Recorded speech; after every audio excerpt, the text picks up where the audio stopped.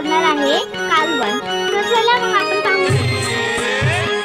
ही पहा फुगा मच्छी। मम्मी हे काय आहे? हे ना कांदा, टोमॅटो, ओलं खोबरं, धने, जिरे, लसूण आणि सुके मिरची घालून केलेलं वाटण आहे। आणि हा फिश करी मसाला आहे, हळद आणि मालवणी मसाला। हाय कोली सोरील्या डोली र मुंबईच्या किनारी, अगो मारतीन कोली हल्ल्यान बोली ग चल जाऊ बाजारी।